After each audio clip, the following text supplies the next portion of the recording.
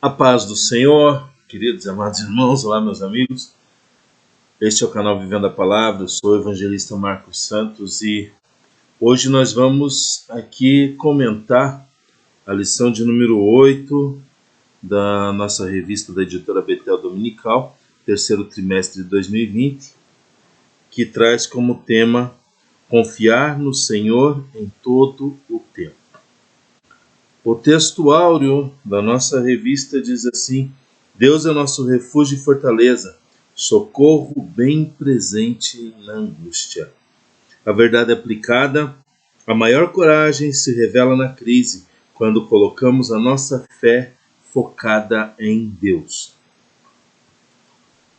Texto de referência, nossa revista essa semana traz o livro do profeta Isaías, capítulo 37, verso 33, 34, 35, 36 e 37. A introdução nos diz assim: Ezequias foi um notável rei de Judá, pois priorizou fazer o que era reto diante do Senhor, restaurar o serviço no templo, de acordo com a palavra de Deus. Se esforçou para levar o povo a se converter ao Senhor e confiou em Deus, mesmo diante de perigos e ameaças. O tópico de número 1, um jovem rei para Judá. Veja, meus queridos irmãos, o reino de Israel, ele teve vários reis, mas começou teve juízes, né? Vários juízes que eram homens e mulheres escolhidos por Deus para liderar o seu povo aqui nessa terra, para liderar o povo de Deus nessa terra. Em momentos de dificuldade, sempre o Senhor erguia um líder, e esse líder libertava Israel, esse líder conduzia Israel neste mundo. E o último juiz que teve foi o profeta Samuel, né? E ele, na sua velhice, o povo pede um rei. O povo pede para ser igual às outras nações, que eles queriam um rei. Então Deus consente, e eu acho interessante quando Samuel ora a Deus e fala para Deus que o povo está pedindo, que rejeitou ele como líder de Israel, e Deus fala que não estavam rejeitando Samuel, mas estavam rejeitando o próprio Deus, né? Estavam rejeitando o próprio Deus. E Deus consente, e naquele consentimento Saul se torna rei de Israel. Saul, que era da tribo de Benjamim, se torna rei de Israel e reina durante algum tempo até ele desobedecer ao Senhor, e na sua desobediência o Senhor coloca que Samuel deveria ungir um filho de Jessé como rei de Israel, porque ele ele estava rejeitando Saul. E chegando lá é interessante essa passagem, queridos, porque quando ele chega na casa de Jessé, ele pensa que é o mais velho, que é o guerreiro, que é o mais alto, o mais bonito. E o Senhor vai falar para Samuel que Deus não vê como os homens veem, que o Senhor vê o nosso coração. Deus tem olhado a sinceridade de cada coração. Deus tem olhado a sinceridade do meu e do teu coração. Como que nós estamos agindo na nossa sinceridade, se estamos fazendo as coisas somente para aparecer, se estamos fazendo somente porque queremos status, glamour nessa terra, ou se estamos fazendo realmente porque amamos o Senhor, porque queremos que o nome do Senhor seja glorificado através das nossas vidas, se fazemos as coisas de coração para Deus. E Davi, ele não se torna rei, logo em seguida a unção, passa um tempo, ele é perseguido, ele tem diversas dificuldades, o próprio Saul persegue Davi, mesmo ele tendo vencido Golias, mesmo ele tendo passado por várias dificuldades, ele vai se tornar rei muito depois, e durante 7 anos ele reina somente sobre Judá, e depois mais 37, se não me engano, sobre toda Israel. e o Senhor havia prometido a Davi que não se apartaria um herdeiro de Davi do trono. O Senhor manteria no trono um descendente de Davi, um herdeiro de Davi. E Salomão se torna rei de Israel. E interessante porque o Senhor diz que nessa época o Senhor diz que vai dividir o reino, mas não vai dividir ainda no reinado de Salomão, mas no reinado do seu filho, iria dividir ali Israel, e acaba dividindo, divide Israel em 2 reinos, reino do norte, reino do sul, reino de Israel, o reino de Judá. O reino de Judá fica somente com 2 tribos, que são os descendentes de Davi, que ali a tribo de Benjamim e a tribo de Judá, e os restantes, as outras 10 tribos, formam a nação de Israel. E ali é um estudo muito tremendo você falar dos reis, e eu queria abordar um pouquinho com os irmãos antes da gente entrar aqui nessa lição, porque é um estudo maravilhoso, os reis de Judá, porque cada um tem ali 19 reis, somente Judá tem uma rainha, é uma mulher que reina sobre a terra de Judá, sobre o povo de Deus. Essa mulher eu acho interessante, que ela mata todos os seus netos, somente Joás escapa ali, se não me engano o nome da mulher é Atalia, escapa da matança, da chacina daquela avó, e depois ele se torna rei com 7 anos, e todos, praticamente, não todos não, boa parte dos descendentes de Davi são homens íntegros, são homens que seguem os caminhos do seu pai Davi, enquanto os reis de Israel são idólatras, são homens assim perversos, idólatras. A gente tem Acabe como exemplo, que casou com Jezabel. Ezequias tem um reinado tremendo, porque ele é temente ao Senhor, ele restaura o templo, e chega num certo momento que da vida de Ezequias, quando ele está para morrer, ele ora a Deus, e Deus acrescenta 15 anos ali de vida para Ezequias, para ver o quão tremendo é você orar a Deus, você buscar ao Senhor. Ezequias foi o 13º rei de Judá e reinou por 29 anos, E Ezequias foi um exemplo tremendo, porque ele era jovem, foi um rei jovem, mas um rei que reinou por 29 anos, seguiu as leis do Senhor conforme o seu pai Davi, e ele se esforçou para manter Judá dentro da presença do Senhor. No 1.1 vai dizer assim: Ezequias voltou-se para o Senhor. O rei de Ezequias foi o rei Acás, e o rei Acás foi um rei que não seguiu os caminhos do Senhor, não andou nos caminhos retos do Senhor. E Ezequias, ele não vai conforme o seu pai era, ele vai de encontro a tudo aquilo ali que seu pai pregava, e ele se volta para o Senhor e segue os caminhos do Senhor Deus. Amém? Louvado é o nome do Senhor Jesus. 1.2, era preciso reparar o templo. Ezequias, como eu já falei, Ezequias repara o templo do Senhor. No primeiro ano do seu reinado, ele já vai, a primeira coisa a se fazer é restaurar o templo do Senhor. Primeira coisa que Ezequias vai fazer é restaurar o templo. A primeira coisa que eu e você temos que fazer é restaurar o templo do Senhor. O templo somos nós, não sabeis vós que sois templo do Espírito Santo? Então restaura a tua vida, meu irmão e minha irmã, restaura a tua vida na presença do Senhor. Essa é a primeira coisa que nós temos que fazer, para depois, louvado é o nome do Senhor Jesus, começar a trilhar aí os passos com o Senhor, começar esta caminhada com Deus. 1.3, um concerto divino em meio à crise.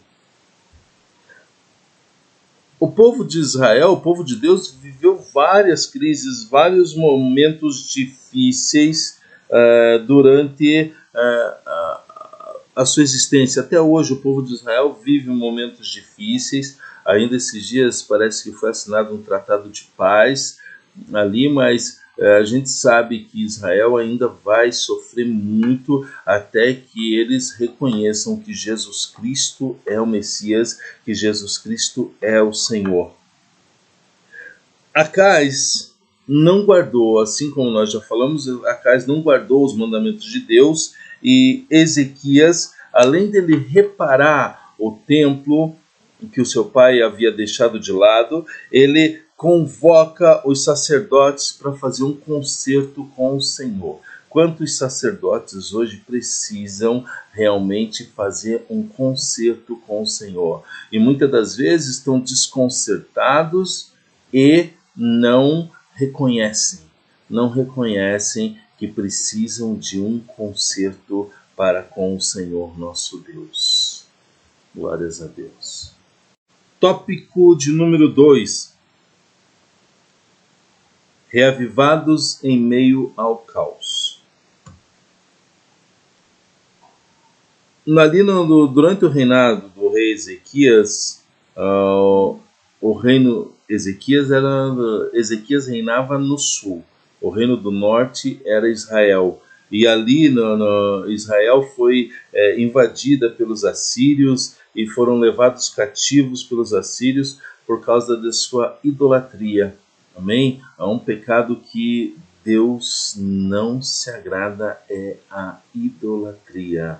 E eles foram levados ali. E Ezequias, ele teve algumas atitudes tremendas. 2.1 da revista vai dizer Ezequias e suas atitudes assertivas. Quais foram as atitudes que Ezequias tomou, que Ezequias fez, que Ezequias buscou? Ele reformou as políticas ali de Judá, as políticas morais de Judá, a espiritualidade de Judá. Ele purificou o templo. Ele chamou os sacerdotes para um concerto para com o Senhor, conforme nós já falamos, e ele restabeleceu os cultos a Deus, que o seu pai Acaz havia tirado. Seu pai Acaz não andou nos caminhos do Senhor, não andou conforme o Senhor quer que nós andemos, e Ezequias, ele restabelece esses cultos ao Senhor. Essas foram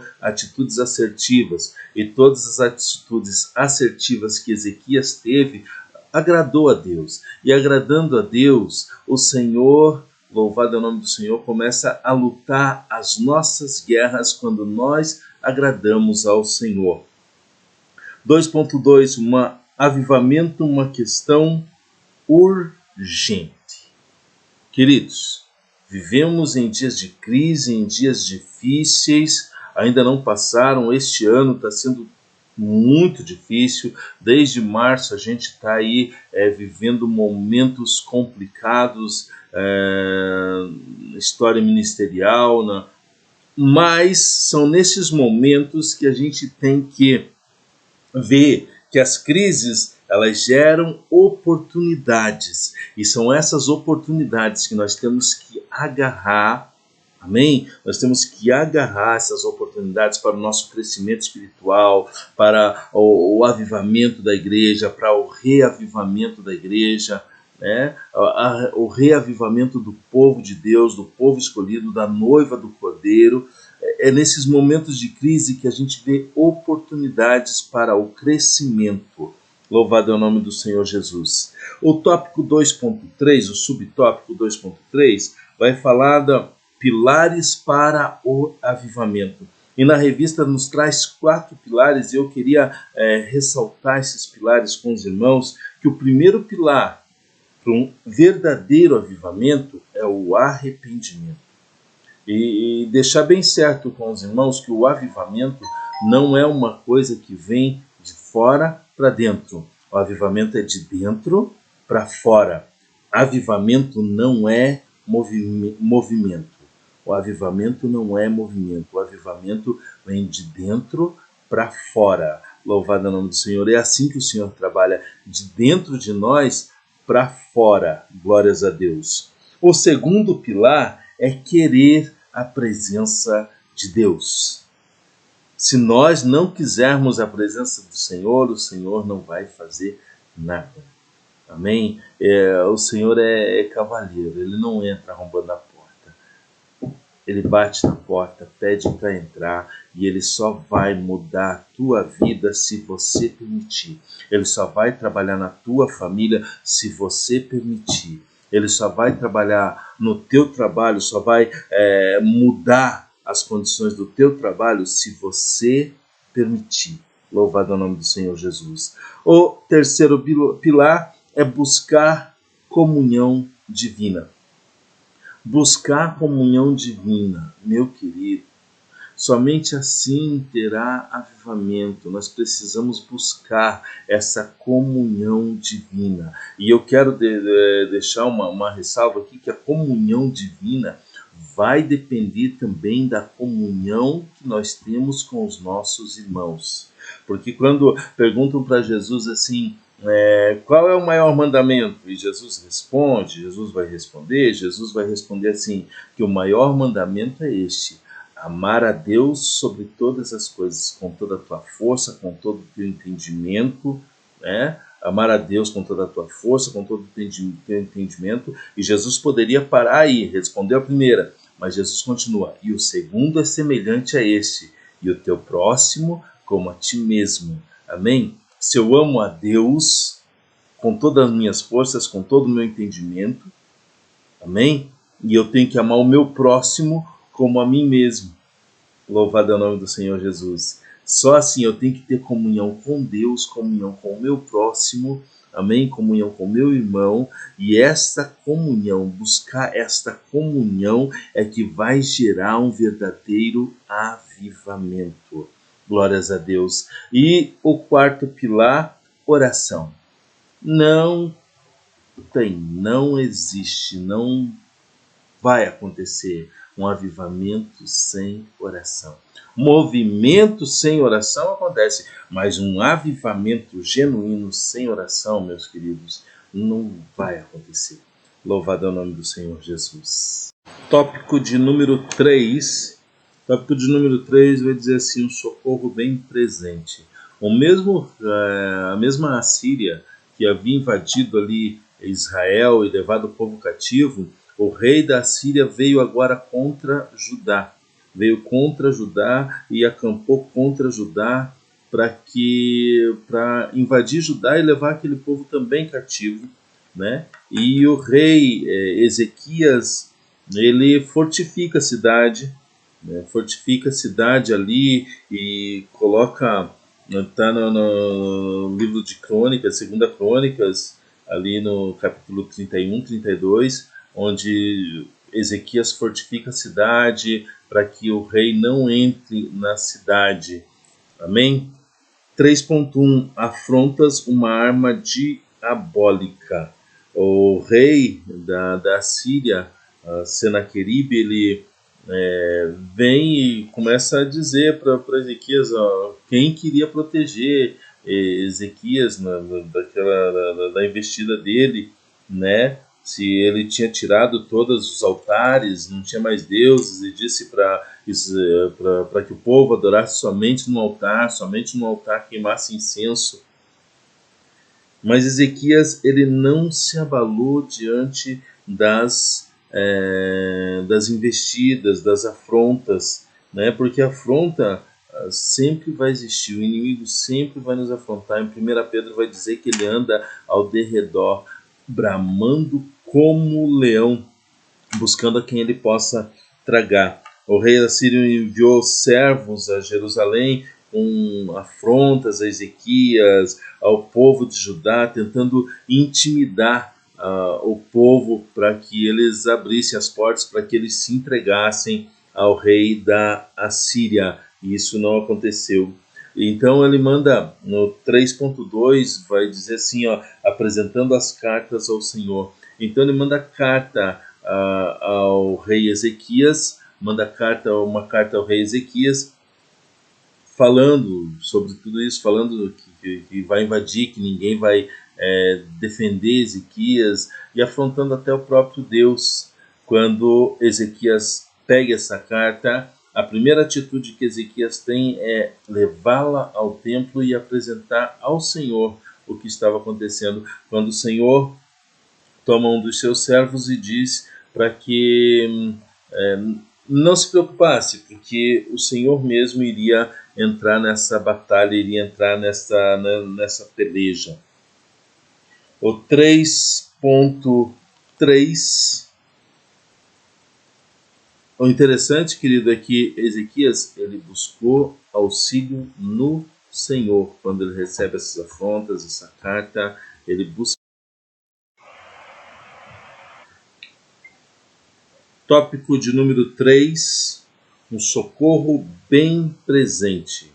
Ali mesmo a Síria, que invadiu o reino do norte, Israel, e levou o povo cativo, vem contra Judá. Agora o rei da Síria vem contra Judá, sitia ali Judá, Jerusalém, e o rei Ezequias ele fortifica a cidade, ele abastece bem a cidade, fica ali sitiado, mas não se entrega. E o rei da Síria ele manda ali servos dele para afrontar o rei Ezequias, para afrontar o povo, com afrontas, com mensagem, tentando intimidar o povo para que eles se entregassem, para que eles invadissem ali Jerusalém, invadissem Judá e levassem o povo também cativo. Nesse intento, ele manda uma carta ao rei Ezequias, e essa carta, quando chega às mãos do rei Ezequias, é interessante, queridos, porque ele vai pegar essa carta e ele vai apresentar ao Senhor. Amém? Ele leva a carta ao templo, o templo que ele tinha reconstruído, tinha restabelecido os cultos, né? Tinha chamado os sacerdotes para um concerto. Ele leva essa carta ao templo e apresenta ao Senhor. No meio da crise, no meio da afronta, no meio da dificuldade, ele pega o seu problema e apresenta ao Senhor. Algo que nós devemos aprender com Ezequias, a fazer isso em todo o tempo. Amém? Diante das ameaças de Senaqueribe, do rei da Síria, Ezequias vai e apresenta ao Senhor. Da humilhação à exaltação, 3.3. Ezequias, que estava sendo ali humilhado, ele vai, pede socorro ao Senhor devido àquelas afrontas, e nós devemos fazer a mesma coisa, buscar do Senhor, não tomar partido de vingança, não entrar por este caminho. Amém? E o Senhor manda um anjo, e esse anjo destrói o exército ali do rei da Síria. E o interessante é que o Senhor havia falado que pelo mesmo caminho que ele veio, ele voltaria, e ele volta e fica em Nínive. Amém? Ele volta e fica em Nínive, ele não permanece ali, porque o anjo do Senhor vem e destrói. Quando o pessoal de Judá, o povo de Ezequias, o povo de Deus, sai da cidade, vai até o acampamento, só encontra cadáver, porque o próprio anjo do Senhor vem e elimina, vem e acaba com o problema, acaba com a afronta, acaba com a dificuldade. O próprio Senhor entra na peleja por nós, se nós nos colocamos na presença dele. Louvado é o nome do Senhor Jesus. Então, queridos, apresenta ao Senhor e fica debaixo das mãos poderosas de Deus. Amém? Debaixo das potentes mãos do Senhor, e o Senhor vai abençoando as nossas vidas. Conclusão. Aprendemos nesta lição sobre a importância de restaurarmos a verdadeira adoração ao Senhor. A história do rei Ezequias nos faz ver que, nos piores momentos de nossas vidas, devemos confiar na intervenção divina. Louvado é o nome do Senhor Jesus. Querido, O rei Ezequias, ele confiou na intervenção divina, ele confiou nas mãos do Senhor e não se afastou debaixo da proteção de Deus. Amém? Muitas das vezes, quando vem a dificuldade, a gente desanima, muitos querem parar, muitos querem desistir, mas não é a hora de desistir não. Quando vem a dificuldade é que a gente tem que se alegrar no Senhor, louvar ao Senhor, adorar a Deus em meio à crise, em meio à dificuldade, e Ele entrará na peleja por nós, se nós estivermos agindo desta maneira. Amém? Deus abençoe a sua vida, Deus abençoe a sua casa, sua família, seu ministério, em nome de Jesus Cristo, e até a próxima, se o Senhor assim permitir. Fiquem com Deus.